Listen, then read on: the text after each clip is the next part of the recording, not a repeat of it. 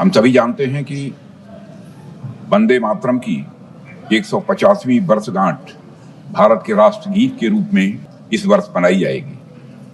अभी इस पर जो चर्चा प्रारंभ हुई है, हमारे प्रधानमंत्री ने बहुत ही तथ्यपरक, सारगर्भित और प्रेरक भाषण देकर इसकी एक अच्छी शुरुआत की है। अध्यक्ष महोदय, इसमें कहीं दो मत नहीं है।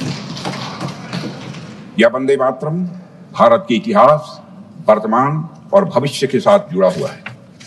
इस वंदे मातरम ने ब्रिटिश साम्राज्य से लड़ने में हमारे स्वतंत्रता सेनानियों को काफी ताकत दिया था। वंदे मातरम वह गीत है, अध्यक्ष महोदय, जिसके कारण सदियों से सोया हुआ यह हमारा भारत देश जाग उठा था। वह गीत आधी शताब्दी तक स्वतंत्रता संग्राम का प्रेरक बना रहा। वह गीत जिसकी आवाज इंग्लिश चैनल पार करके ब्रिटिश पार्लियामेंट तक पहुंच गई थी। ऐसा था यह हमारा वंदे मातरम। वंदे मातरम जैसे अमर गीत के रचयिता बंकिम बाबू ने कहा था, एक दिन ऐसा आएगा जब सभी देशवासी वंदे मातरम गीत के महत्व को निश्चित रूप से समझेंगे। और वह क्षण आया 1905 में बंगाल विभाजन के खिलाफ हुए आंदोलन के दौरान।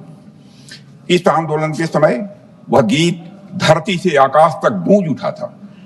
श्री अरविंदो ने 1906 में बिल्कुल ठीक ही कहा था, अध्यक्ष महोदय, कि the mantra had been given and in a single day the whole people had been converted to the religion of patriotism. अध्यक्ष महोदय, इसी आंदोलन के दौरान वंदे मातरम जनमानस के हृदय में यह व्याप्त हो गया था। इससे तब की ब्रिटिश सरकार इतनी डर गई थी कि वंदे मातरम का नारा लगाने के खिलाफ एक सर्कुलर भी जारी कर दिया गया था। लेकिन फिर भी ब्रिटिश हुकूमत जनता को वंदे मातरम कहने से रोक नहीं पाई थी। वंदे मातरम ने लोगों के अंदर एक नई चेतना भी जागृत कर दी थी। उस समय अमृत बाजार पत्रिका के संस्थापक श्री मोतीलाल घोष ने कहा था, मैं तो वंदे मातरम गाऊंगा ही, भले ही हमें अपना सिर क्यों न गंवाना पड़े। यह बात उन्होंने कही थी। अध्यक्ष महोदय, राष्ट्रीय चेतना जागृत करने के लिए उस समय वंदे मातरम संप्रदाय की भी स्थापना की गई थी और इसके सदस्य वंदे मातरम गाते हुए प्रभात फेरी भी प्रतिदिन निकाला करते थे। इनमें गुरुदेव रविंद्रनाथ टैगोर भी कई बार जाते थे। जब 1906 में भारत का प्रथम राष्ट्रीय झंडा बनाया गया था, उसके मध्य में भी वंदे मातरम लिखा हुआ था। यह झंडा पहली बार बंगाल की धरती पर ही फहराया गया था, अध्यक्ष महोदय। और अगस्त 1906 में जब श्री बिपिन चंद्र पाल जी ने राष्ट्र चेतना जगाने के लिए एक समाचार पत्र की शुरुआत की थी, तो उसका नाम भी वंदे मातरम ही था, अध्यक्ष महोदय। यह वह समय था जब वंदे मातरम सिर्फ एक शब्द नहीं रह गया था, यह एक भावना बन गई थी, यह एक दर्शन बन गया था। It became a poem, pulse and A philosophy, अध्यक्ष महोदय। अप्रैल 1906 में नए बने पूर्वी बंगाल प्रांत में ब्रिटिश सरकार ने वंदे मातरम के सार्वजनिक नारे लगाने पर रोक लगा दी थी। लोगों ने इस आदेश की अवहेलना की, खुलेआम अवहेलना की।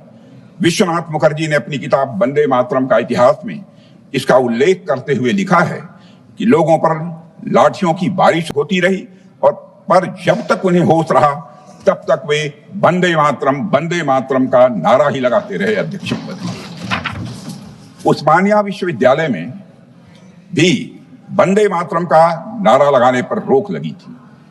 इस आदेश को न मानने के लिए वहां के छात्र श्री रामचंद्र जी को भी जेल की सजा हुई थी। उस समय रामचंद्र जी की आयु बामुश्किल 18 साल की थी और उसके बाद 18 साल की उन्हें सजा भी दी गई थी।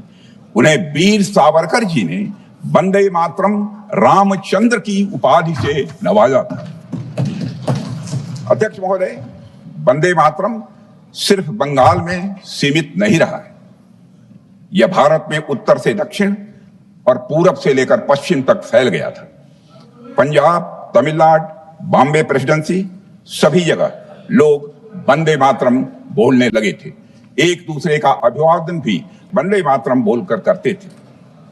सिर्फ भारत ही नहीं, भारत के बाहर भी वंदे मातरम भारतवासियों के लिए एक मंत्र की तरह कार्य कर रहा था। लंदन, पेरिस, जेनेवा, कनाडा, सभी जगह जहां भी भारतीय थे, भारत के लोग वंदे मातरम लगातार बोलते थे। 1912 में जब श्री गोपाल कृष्ण गोखले जी दक्षिण अफ्रीका पहुंचे तो उनका स्वागत भी वंदे मातरम नारों के साथ ही वहां की जनता ने किया था।